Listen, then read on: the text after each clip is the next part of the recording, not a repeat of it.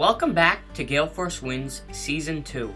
Season 1 in 2021 consisted of 92 episodes, and the stories have inspired a vast cross-section of people. The feedback that Alan and Jerry received daily was compelling and inspires us to bring so much more to you in 2022. Thank you to those that joined us in Season 1. We continue to explore the journeys of Canadians doing inspiring things.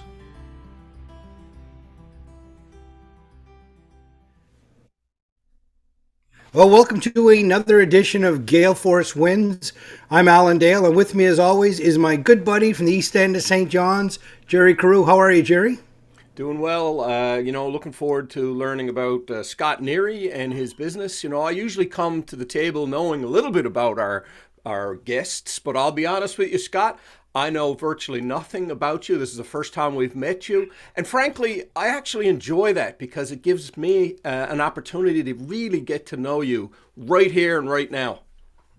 Absolutely, Jerry. I like talking to fellas that are just making a difference. They're leaning into something. They're growing a business, in Scott's case, literally growing a business and making a difference to the community around them. And I'm certainly excited to get into a conversation with Scott. So, Scott, why don't you go ahead and introduce yourself? Yeah, sure. So first of all, thanks for having me, Gary and Alan. It's a pleasure to be here to talk about what we do and a little bit about myself here. So my name is Scott Neary. I'm from Newfoundland, from St. John's, or just outside of St. John's in Portugal Cove. Essentially, I'm here to talk a little bit about my business in a little bit, but just to get down to the background a little bit, I guess I kind of grew up with an interest in sort of science and engineering all through my childhood and things like math and stuff. I don't know. As I grew up, I was kind of interested in a bit of everything. There was nothing that really kind of held me down. I would jump from a thing to thing just because I always liked exploring new things and trying new things. And I never really would settle down on one thing, whether it was a hobby or an interest. So I guess as I grew older, and I graduated high school, as many 18-year-olds do, I had some pressure coming from all around to kind of make some decisions about what I want to do with my life and where I want to go. So that can be tough for a lot of people, of course, and for a lot of people, it can be a really tough time of life and a pivotal time of life. So for me, it took me a long time to kind of figure something out. I knew, I liked science and engineering, and I knew, I was good at like sitting at home and doing a lot of self-study and researching things that interested me. And I found that I had an ability to kind of hyper-focus on the things that I really enjoyed. But as a contrast, school to me was anti-motivational. Even though a lot of the times, I really was interested in some of the content, just the way of delivery of education in a regular school systems didn't quite jive with how I learned. So when I was getting some pressure, to go to school, and I went to Memorial University here in Newfoundland, and I was trying many different undergrads to try to find something that inspired me. And I guess I was trying different sciences and stuff like that, but the classroom scenario just really didn't motivate me. So I realized, hey, even though I guess I get okay grades, I'm really not happy here. And, it's really an effort for me to participate in this stuff. So, that kind of created a tough point for me, finding my place, in the world without being able to fit into the standard kind of expectations that are laid out throughout a millennial's life, I guess. So from there, I was in my third or fourth different undergrad in universities and tried different universities as well, and just really wasn't making me happy. So I started doing some research because I was always into researching sciences and engineering, and I found some inspiration from people like Elon Musk, old Elon Musk before he got too rich.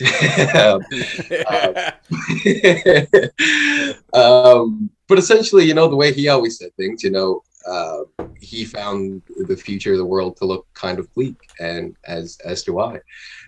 And it's pretty tough as a millennial to find motivation to participate in the world when, for a lot of millennials, we're not sure, if we're gonna see retirement or if we'll ever be able to retire by the way the economy and global warming and things are going. So it's pretty hard to stay motivated as a young person, seeing the way the world is going. So similar to people like Elon Musk and other like-minded entrepreneurs, I decided, hey, I should try to solve a big problem with business or with science or with engineering, and try to at least contribute to building a slightly less bleak world.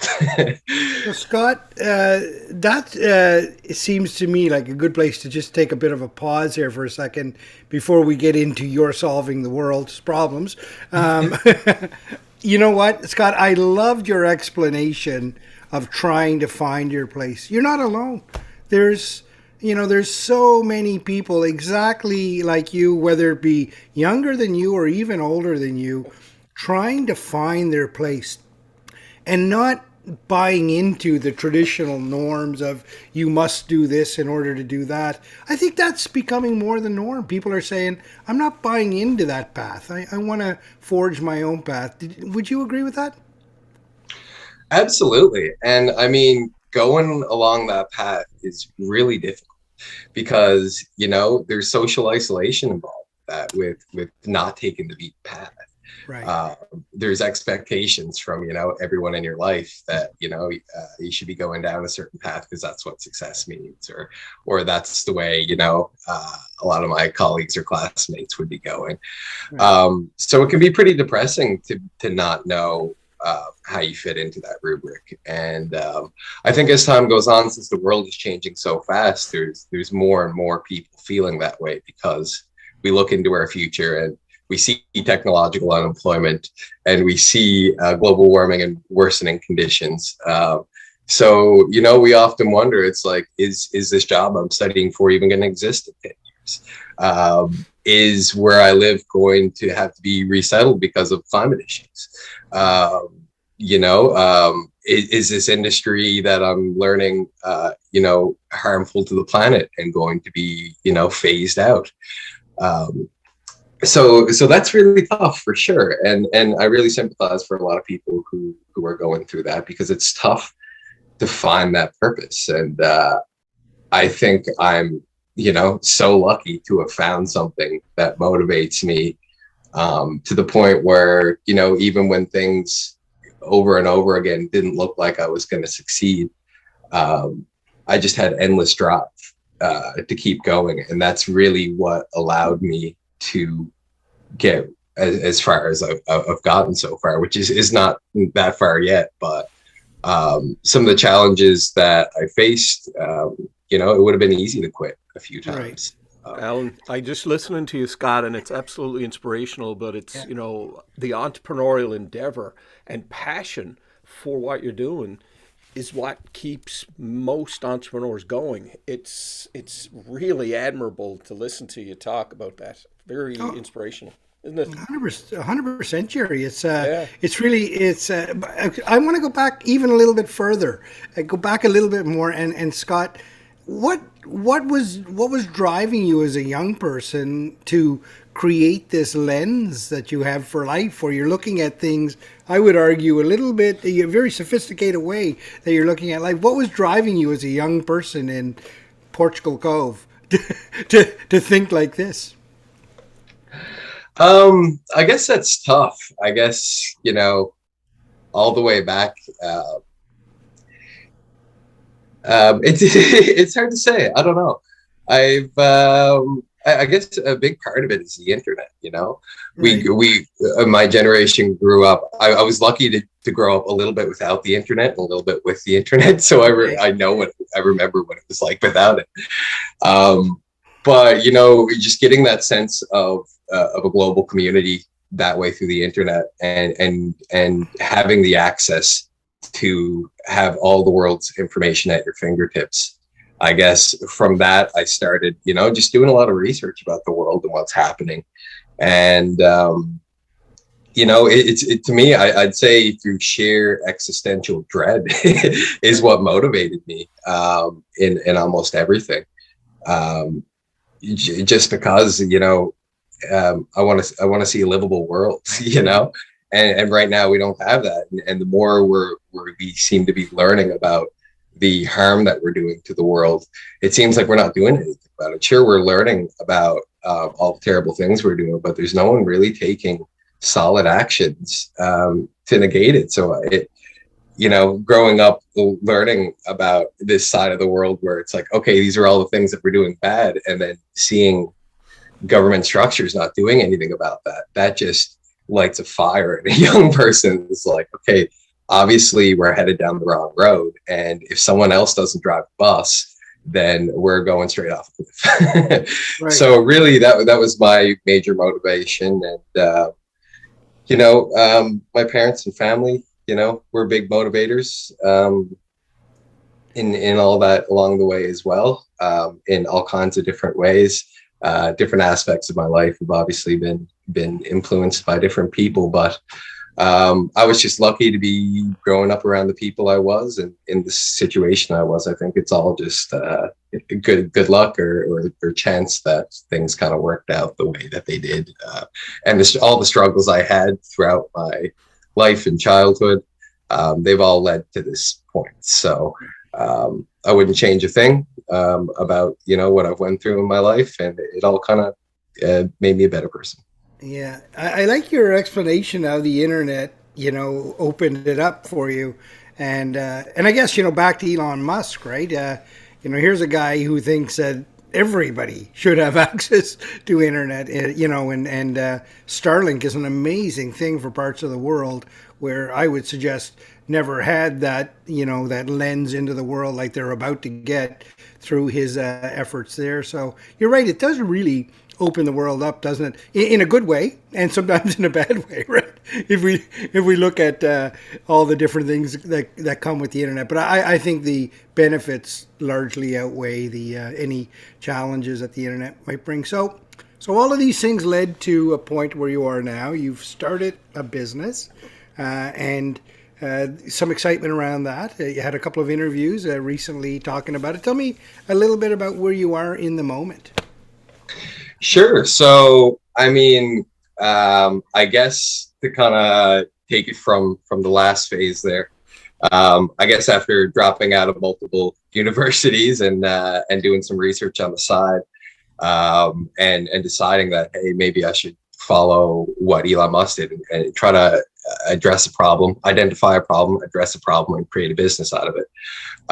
Because even I had some political activism in my past as well. As I was younger, I was a part of the Occupy Newfoundland setup when Occupy Wall Street was running. I was a lot younger then, and I realized that as much as direct action and protesting is very important, most of the change in the world happens since we live in a capitalist society, whether that's good or bad. Most of the change in the world comes from good business, from creating a profit from something that is beneficial. And again, that's following the Elon Musk standard. He created Tesla, he created Solar City. They're viable businesses that solve a big problem. And the reason why they'll be successful is because they're viable businesses, and they're providing a service at a good cost. So, when I was researching what I wanted to do, I discovered indoor farming and vertical farming and how it's revolutionizing the way we're producing food. Namely, vertical farming allows us to produce food year round, anywhere in the world, and also allows us to custom fit climates in individual rooms or throughout a whole building to simulate a climate of anywhere in the world. So what this implies is that we can simulate a climate of any specific habitat for a plant. So you could technically grow any plant in the world anywhere in the world, as long as you can control that indoor climate. And I started researching more and more about this, and I became a little bit obsessed. And then I realized, hey, not only are you producing year round, there's a huge carbon reduction associated with this. There's less transport routes by producing locally. you can actually bring down the cost because the labor associated is way lower. You bring down water consumption. You have less pollutants associated. You have no need for pesticides or herbicides because, again, you can control that indoor environment and keep them out. So the more I'm learning, I'm becoming more and more obsessed. And I was learning about this actually when I was in university in Ontario. And I said, hey, I'm not happy with engineering here. And I'm learning about this food production solution that is uniquely tailored to where I grew up. Food costs are tragically high in Newfoundland, as you two are probably familiar with, and that's if you can access the food at all. And even if you can access the food at a high price, it's very poor quality, and it might not even last a day or two in your fridge. So all this is coming together. I'm thinking, hey, this makes so much sense. I have to go back to Newfoundland. And try this out and show people what we could do here, that we can produce this food here and we can do away with food insecurity with the right set of tools. It's a technical problem and it's not an impossible problem. It just requires the right set of tools. Okay. Okay. So again, so much to unpack there. Where were you studying in Ontario? Was it Guelph? I went to Carleton University in Ottawa. Okay. And I was doing a program there. It's a mouthful called Architectural Conservation and Sustainability Engineering, which is right up my alley, but it's still like it wasn't motivating me. So, I decided it was time to make another big move. Right. Okay. So what you just described there. You make it sound pretty easy, but it's complex, right? I mean, nutrient management of plants and the right amount of light and all that. Explain to me exactly how you're growing and what you're growing. Mm-hmm. So first off, where we're doing it is important. So instead of having a greenhouse like a lot of people would do, we actually outfitted an industrial warehouse in an industrial zone in Mount Pearl, Newfoundland, to be like a greenhouse. So we go in there, we seal off the walls, seal off the ceiling, and in there, we make it a sanitary area and we bring in all our hydroponic equipment. A lot of it is custom built, some of it's purchased. And from there, we're able to, solidify this climate. And now we've been operating for about 2 years, but I've been kind of researching for about 7. But we were running for 2 years and growing pretty fast within that 2 years. And the things that we're growing right now, we're focusing on some leafy greens like lettuce and kale, trying some spinach and arugula as well, which are on the way. As far as herbs go, we have a large range of herbs as well that we're able to grow. We're growing parsley, dill, cilantro, multiple types of basil, thyme, rosemary, mint, all kinds of things. And we're growing a big range of microgreens as well. For those who aren't familiar, they're just kind of sprouts.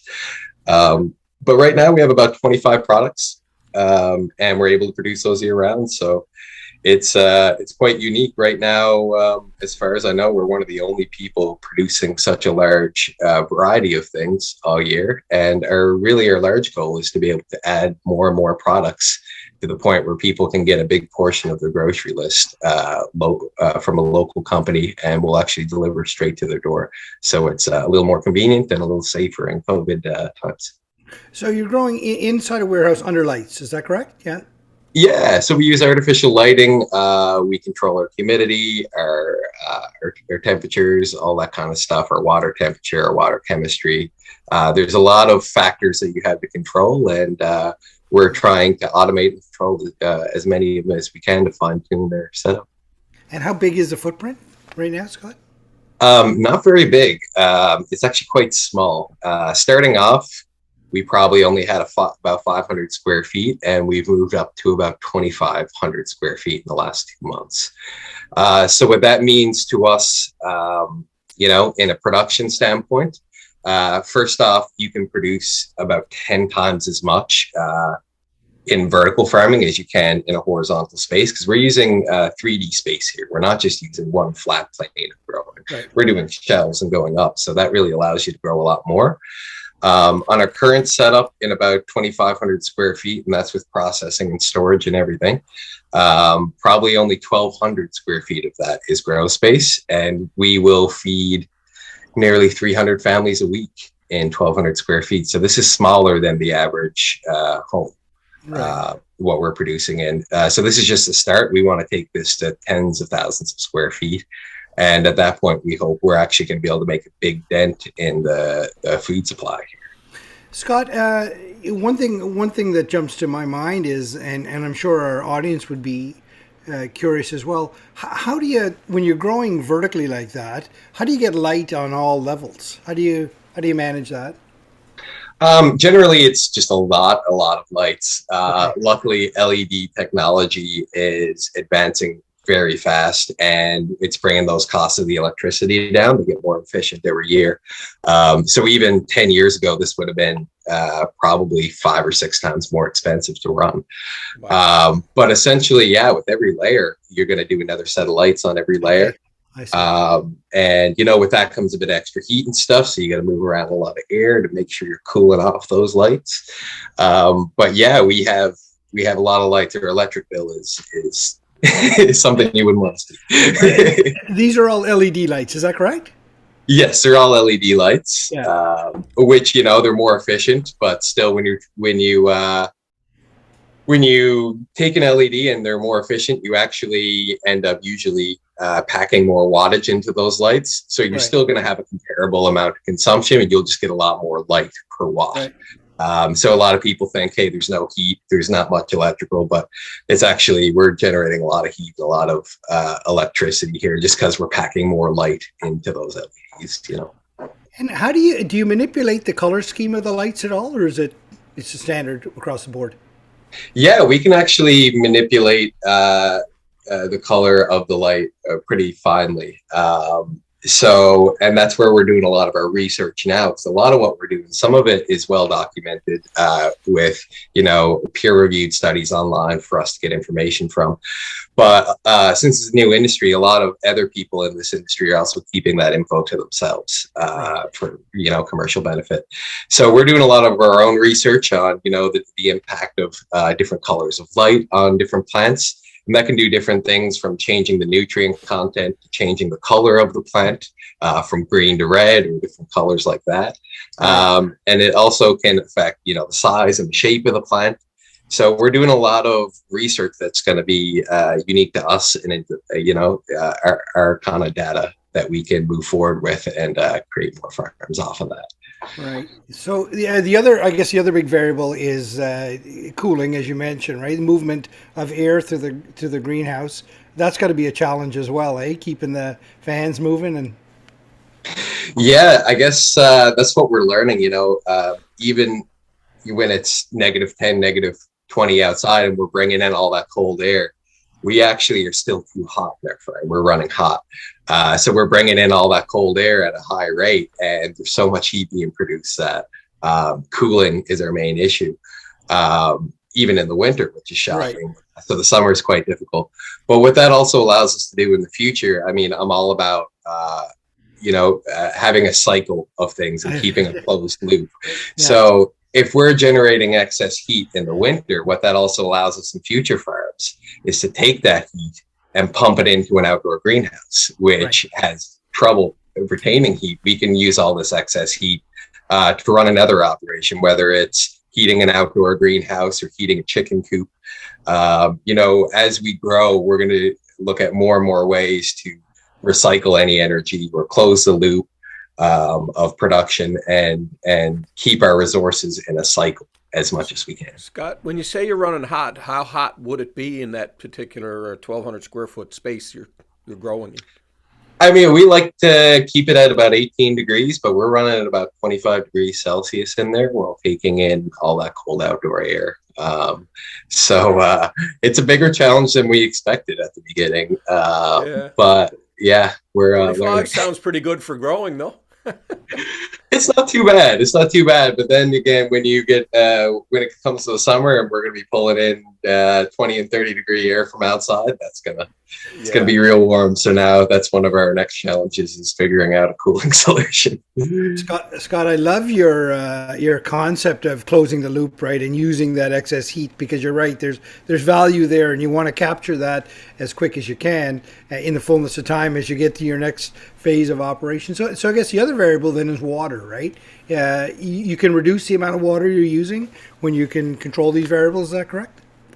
Yeah, when compared to outdoor farming that uses like flood irrigation, we use 95% less water than those systems. Right. And essentially the way we do that is instead of having to flood a whole field to hit a few plants, we're targeting the roots of each plant specifically with a stream of water, specifically chemically altered for the right nutrient content and the right the right temperature and the right pH.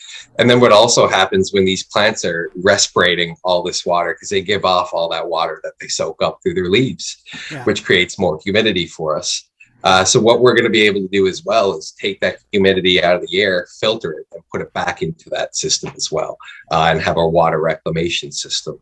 So by doing all of this, we're able to, use a fraction of the water associated with outdoor farming. And it's drip irrigation, is it? It's just is it drip going into the bottom of the roots?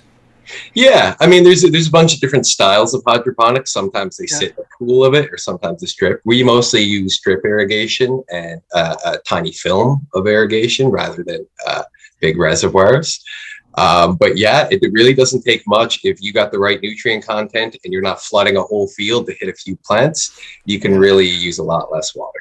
It's unbelievable, right? I mean, when you think about it, like just how you can control all those variables but the fact that you can control all those variables makes it extremely complex, right, to grow the plants. So, I mean, you must get a great deal of excitement out of the science of it, trying to get the perfect balance. Yeah, and like I said, for me, like I have no background in agriculture whatsoever. I'm a science and engineering guy, so that's where I really love it. I love, the physics of it, the chemistry of the water, building the structures themselves, plumbing them. That's really where I find myself at home. And then, I was quite lucky to build a team of really knowledgeable plant scientists and chemists and people, food scientists and people of all kinds of swaths from all over different industries that have kind of come together to build a collective knowledge that's allowed us to achieve the things that we're achieving here.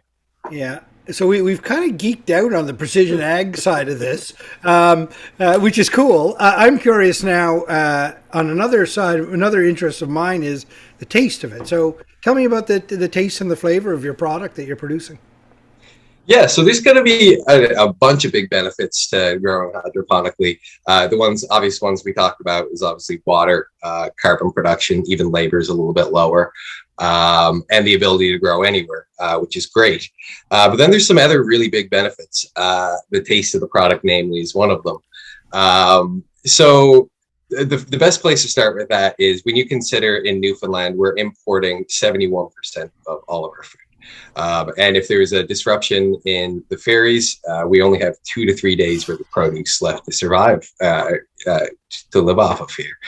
So most of our food is coming from the US, Mexico, or beyond. And they have to make this long route all the way up to Newfoundland, which includes trucks, ferries, all kinds of different stuff, sometimes planes, sometimes helicopters in remote places of Newfoundland. They got a helicopter to food in.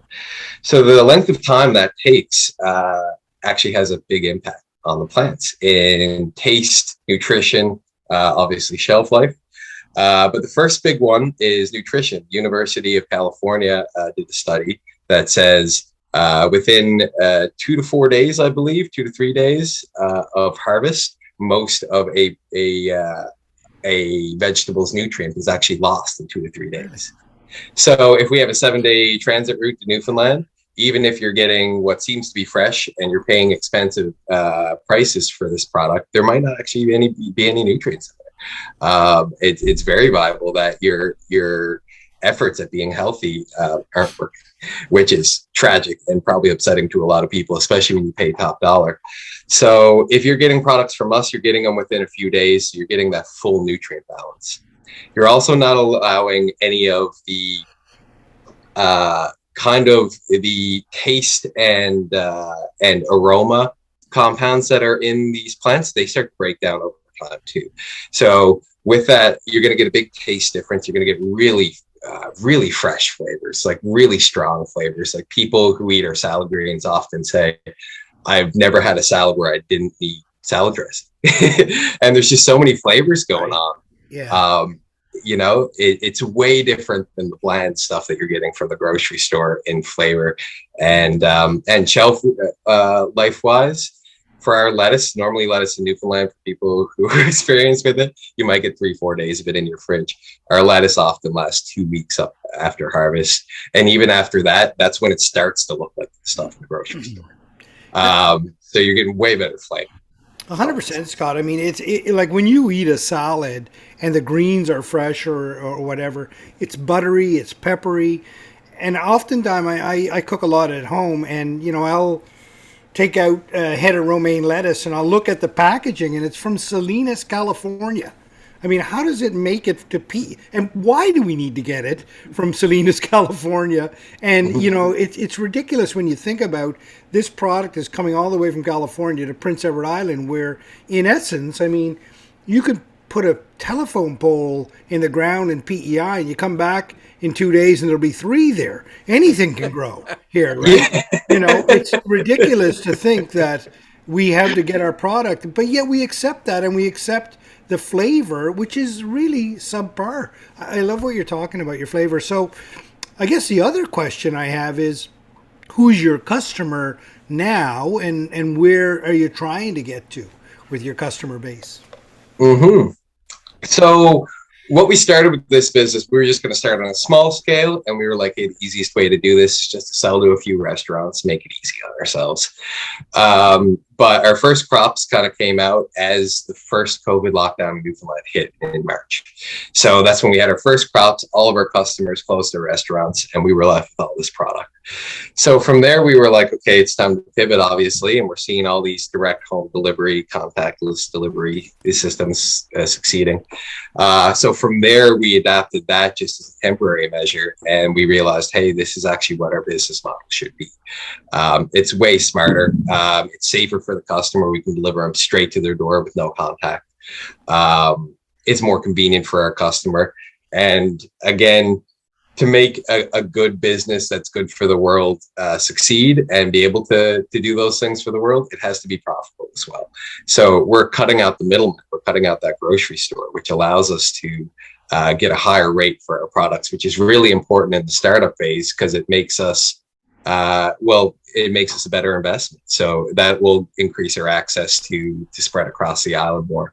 So right now we're doing a lot of home deliveries 4 times a week. We send a driver out, and he delivers to homes all around the St. John's metro area. So not just St. John's and Mount Pearl. We go outside of that as well. But right now it's kind of the direct area. But our mission statement is to try to increase access to the entire province, not just the capital cities. Wow. That's incredible.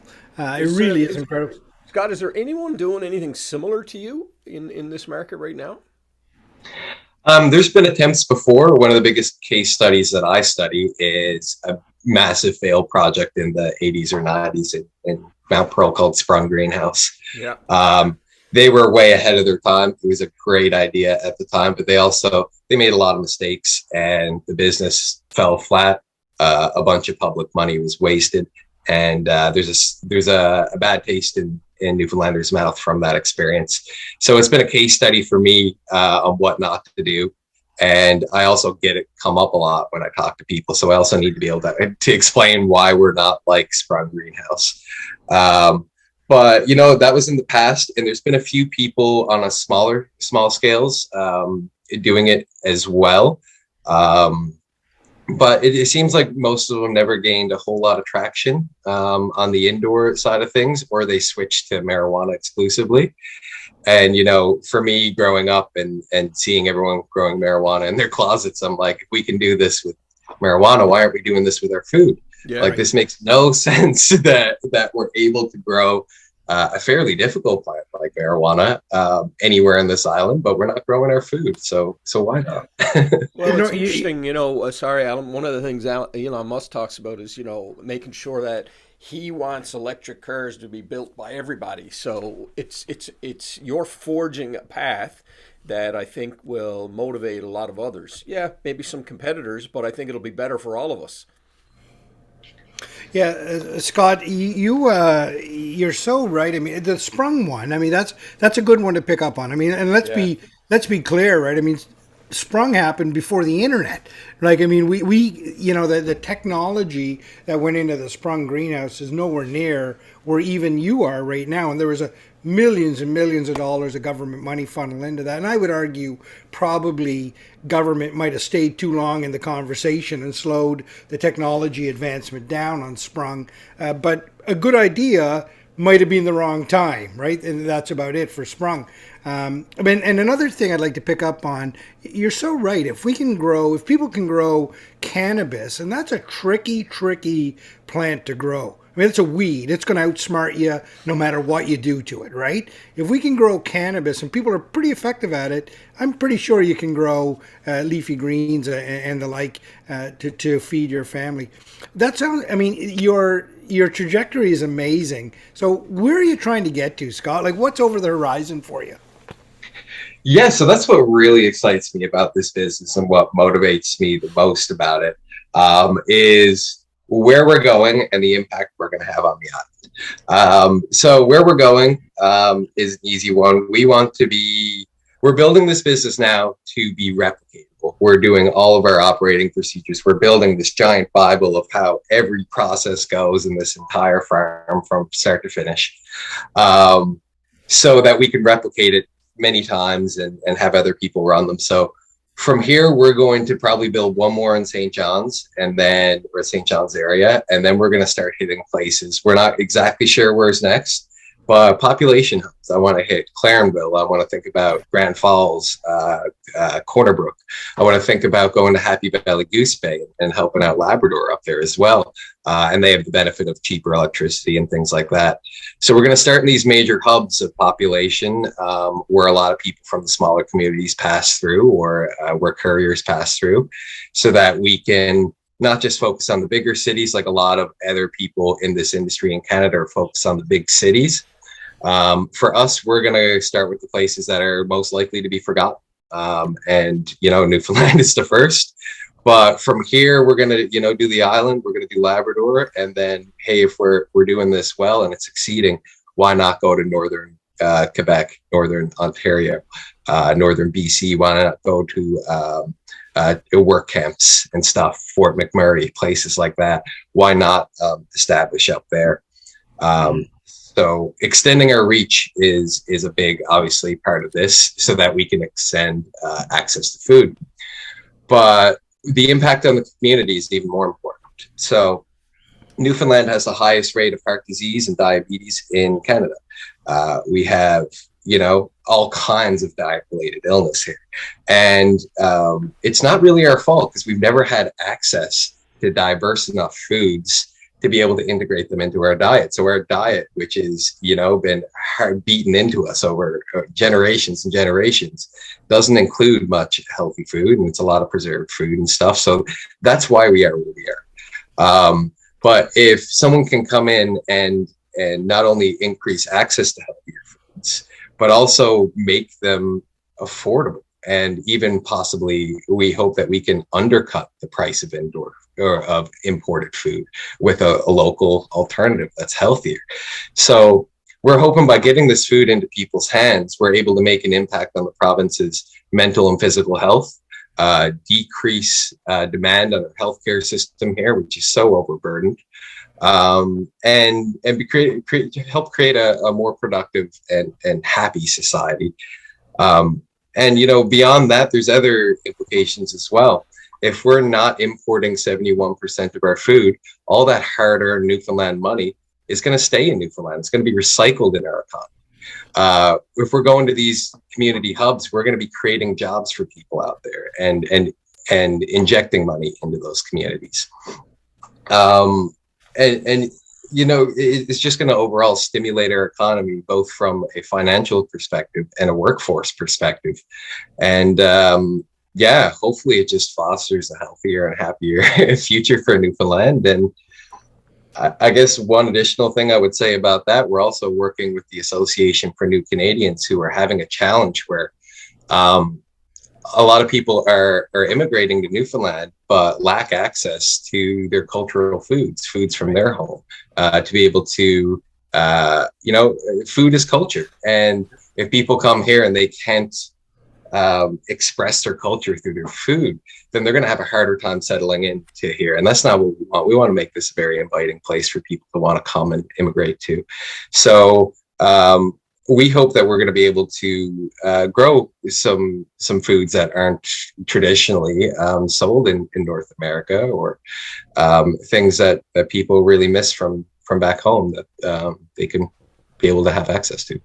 100%, Scott. I mean, it's Newfoundland's got a beautiful Sri Lankan, community there.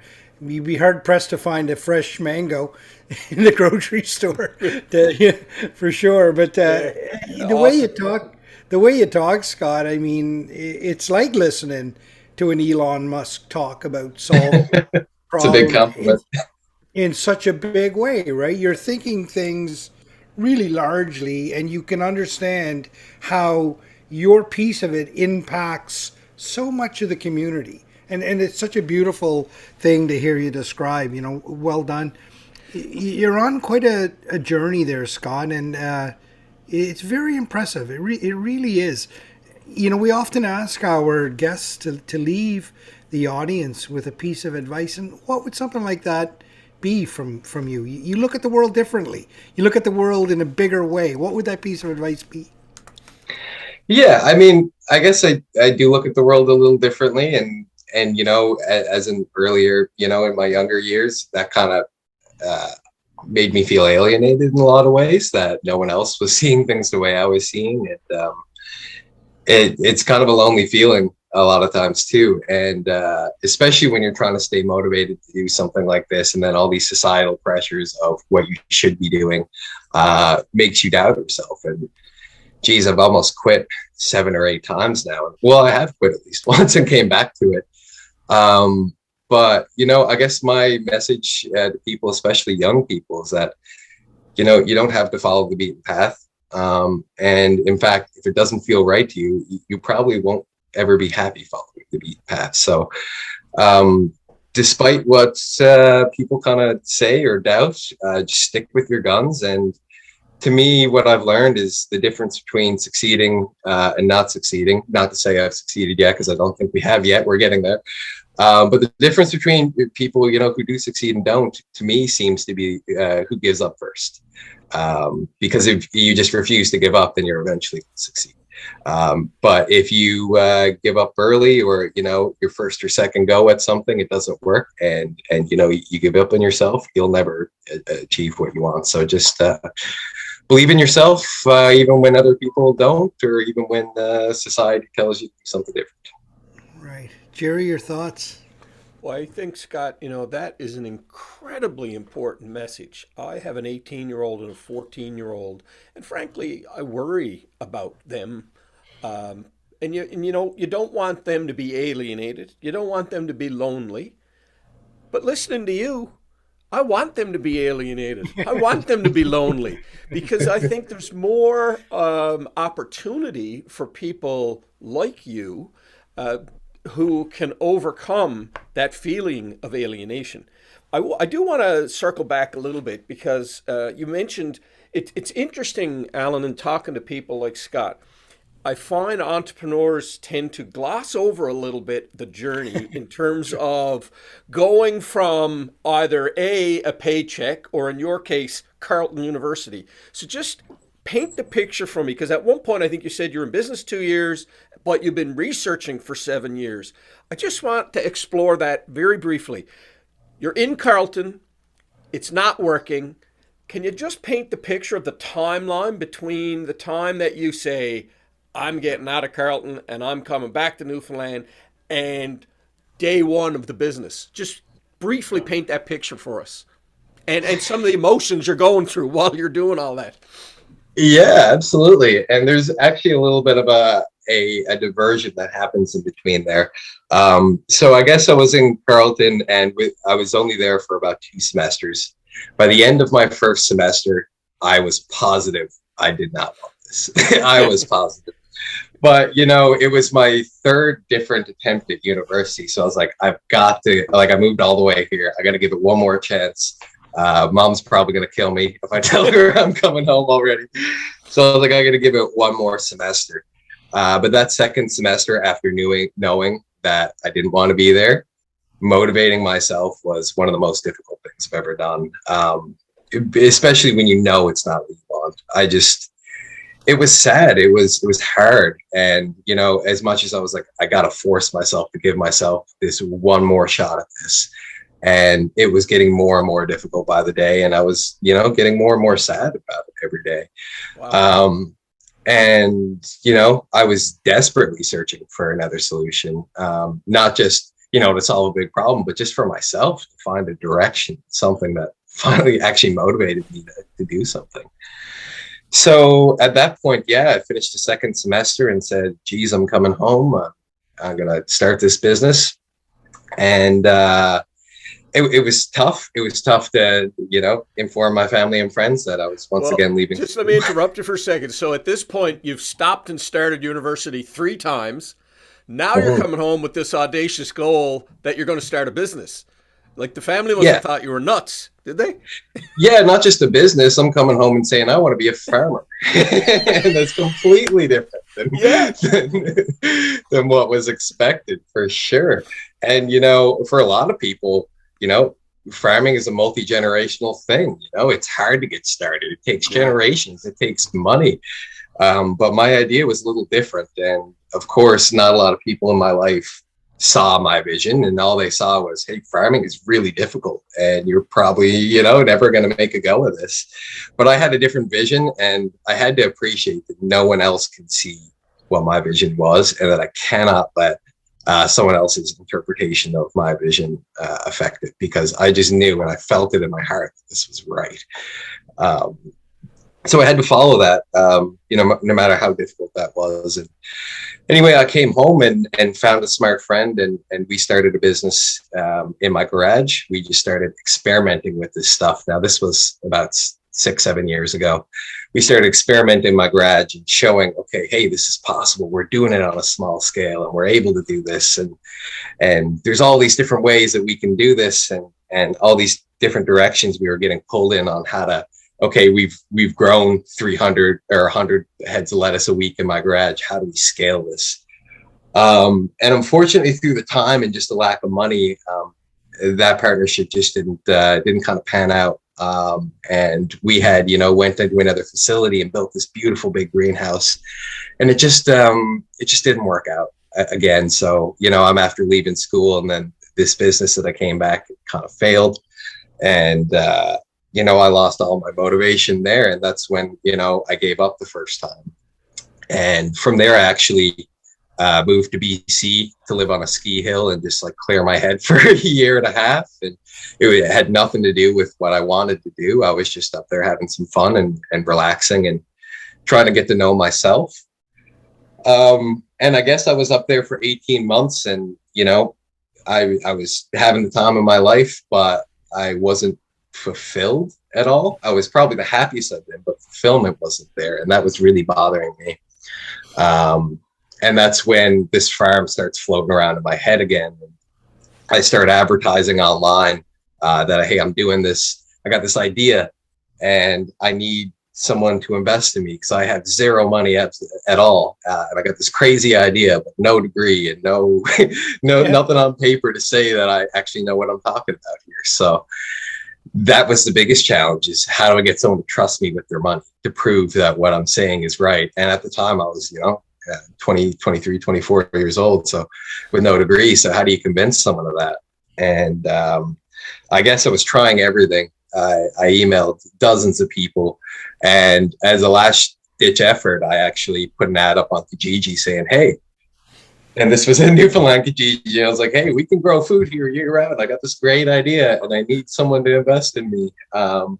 And that's where I found my first business partner. His name is Charlie, and he was looking at something similar. He grew up on a farm in France and has lived in Canada for 10 years, and he said, "Why aren't we doing this?" So he was trying it, and then he saw me looking for it. So we started talking while I was in BC, and he said, "Hey, you know what?